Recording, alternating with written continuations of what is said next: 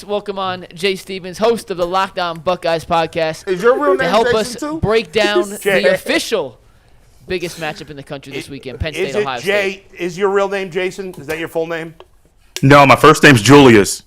See that? Look at this. That's interesting. It's Julius. Dr. J. Very Do you know- There you go. Isn't There that you funny? go. Dr. J, baby. The first thing I thought of with Julius is remember the Titans. Do you? Oh, yeah, that too. Do you guys know that it is a fact that there is no white man named Julius? No, that's incorrect. Julius Caesar was white. Yeah, that's what we think. Anyways, History Jay, is recorded. Jay, in this what's way. going on? Let me ask you. Let's get right to that it. is right, boo. The Buckeyes are dealing with a bunch of injuries. You know, Mecca was hurt last game. Travion Henderson was banged up, and then Denzel Burke went down. Do you know the status of them going into this game? Sick. I don't know the exact status. Ryan Day's been kind of hush-hush like normal with some injuries, and so I don't know the status of those. The one thing I do know is I do think the Buckeyes have guys that can step up. Now, this is a different game. Maybe Jermaine Matthews Jr. gets to start his first time ever in a Buckeye uniform. It's against Penn State, top 10 matchup. I don't know the status, but the coaches feel confident about some of the guys that are backing up, maybe in Matthews Jr. or maybe in the running back room, about who could maybe back up and start on Saturday. Do you got any concern? What is your biggest concern that Penn State does that the Buckeyes maybe aren't good at in this game?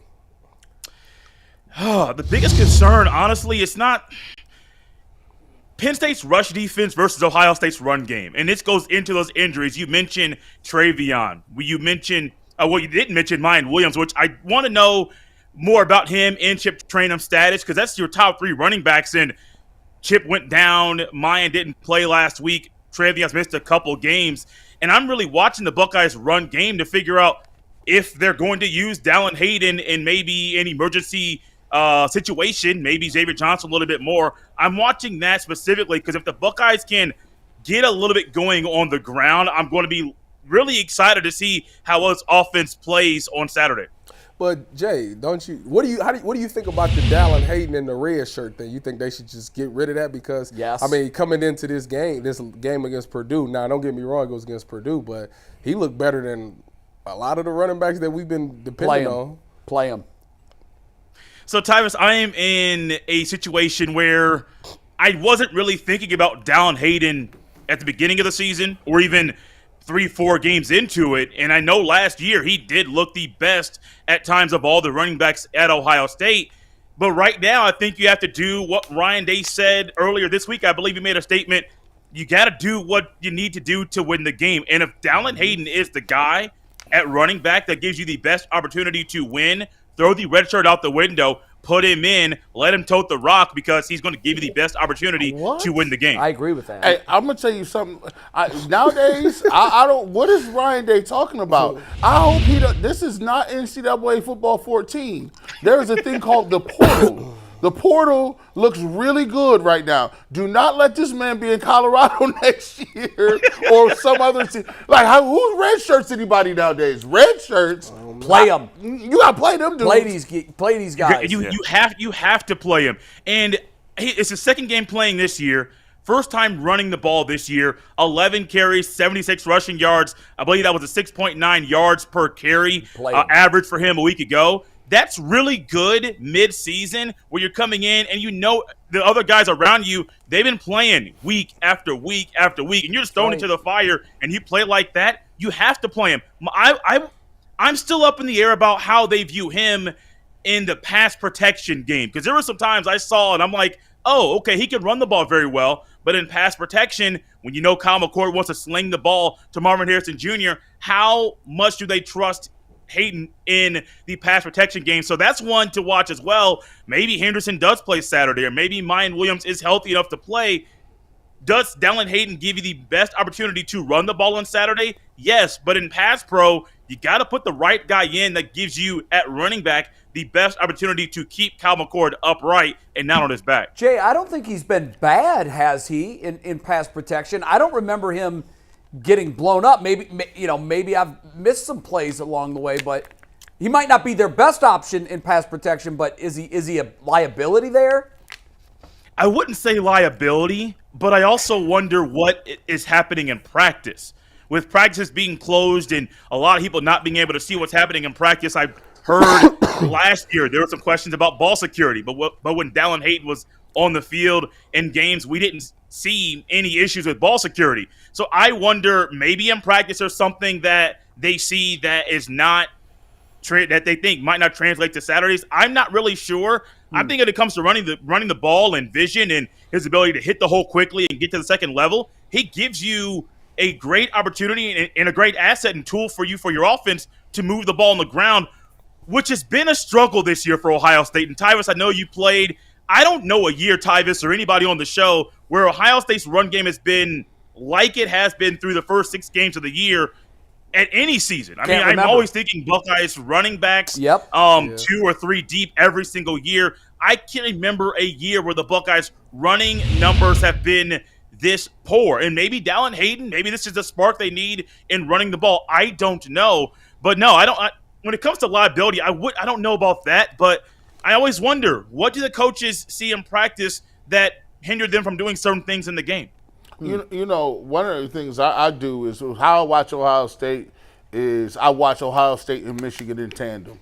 And one of the things that, you know, there's this better flip, win that game. There's this flip that happened where it was just like, how is Michigan running the rock this successfully? No. And we can't run the rock at all. Like, so I'm looking at it and juxtaposing the two, and I don't know if it's up front, but Michigan seems that ever since Maurice Claret, he said, man, we got receivers, we cute, but Michigan's just a little nasty the way they get the running game going.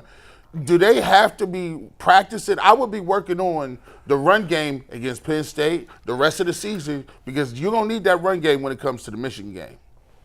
Oh, you're right. No, in any football game, you would think you would need the run game just by stepping on the field.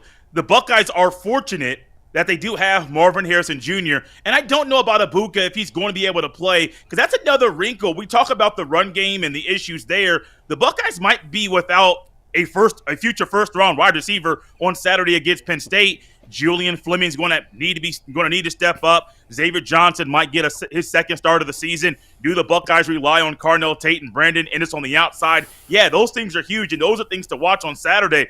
But they have to figure out something on the ground. I went back and rewatched part of the Notre Dame game, rewatched some of the Purdue game. The offensive line has been better. It wasn't what it was early in the season. They are showing signs of improvement and strides in the right direction, especially when it comes to opening holes for the running back. Penn State's a different animal. So we're saying yes. I'm saying yes, there are improvements. They're doing better. But Penn State's a different animal. That defense is really, really good. I do think the Buckeyes' offensive line, this is a great test for them to show everyone, hey, people are saying, and the film is showing, that we are making improvements in our blocking, offensive running, and also in pass pro, but you can show it Saturday and prove to everybody once again that we're doing our job at getting better at what we're doing. Jay, let me go to the defensive side of the ball. Now, starting this year off at linebacker was Tommy and Steele, but as of lately, Cody Simon is getting more reps over Steele. Do you think that should be a permanent thing, or do you think they find a way to continue to rotate the two? I think they're going to find a way to continue to rotate the two, but it goes to something I said with Dallan Hayden in the running back room. You got to play the guy that gives you the best opportunity to win the game. And I do think with Cody Simon, he has played better. And I always wonder, going back to I think it was 2021, Simon started the season off as a starting linebacker and then ended up not being a consistent starter, still rotating due to an injury that he had. I wonder if that's a chip on his shoulder that he's saying, hey, yeah, these are my boys, and we're in the locker room, and we're teammates, and all that's good. But I wonder how much that motivates him that he ended up not being a starter at the end of the season, and still Chambers and Tommy Eichenberg had that role for the Buckeyes defense. And this might be Simon, healthy, consistent. This might be him saying, yeah, I know what happened a couple years ago, but this is what I can do and how I can play Buckeye football right now. I do think you might want to continue to rotate them if Jim Knowles and the other defensive coaches believe that is what's needed for the defense to continue to play as well as they have this year. Jay, we've got a little more than 3 minutes. How does this game play out? Who wins? I was waiting for this one to come up. I think this was going to be a defensive battle. Both offenses have been doing good things. Drew Aller and I went back and looked at the numbers. I was really impressed that he doesn't have a turnover in this game. I think that streak ends this weekend. I do think the Buckeyes win a close one, 24-21. And part of me wants to believe, now I don't know if this is actually going to happen, but part of me wants to believe the Buckeyes run game shows a little spark on Saturday and helps Kyle McCord out. And I always wonder, if Ibuka's not playing, what receiver is going to step up and make a big play? We saw Julian Fleming, I think it was 4th and 7 against Notre Dame, make a big play on that final drive. What receiver that's a part of the others or one of the role players for the Buckeyes offense, who makes a big catch in a crucial moment to keep the Buckeyes moving the ball down the field? But originally I was thinking Penn State, and I was thinking that before the season and a couple weeks ago. For some reason this week, my belief is the Buckeyes defense is good enough to win this game, and I believe they'll do what's needed, even if some guys aren't healthy, to win this game for the Buckeyes. Well, the home crowd should help the Buckeyes. I'm surprised that it's a noon kick. I mean, it seems like every time we go to Penn State, it's a night game, it's a whiteout. And Fox is missing the boat, man. This is a nighttime game. Give that student section a chance to get hydrated before the game. You know how important that is. You can't go out there and be not, dehydrated. So let's have a good one. Jay, always good to see you. We appreciate it. Yes, let's sir. put this one in the bank and start thinking about Appreciate it. Michigan. All right, guys. Enjoyed it, guys. Thanks, Jay. Anybody disagree with that? Is anybody ready to say that Penn State's going to win Saturday? I'm not there.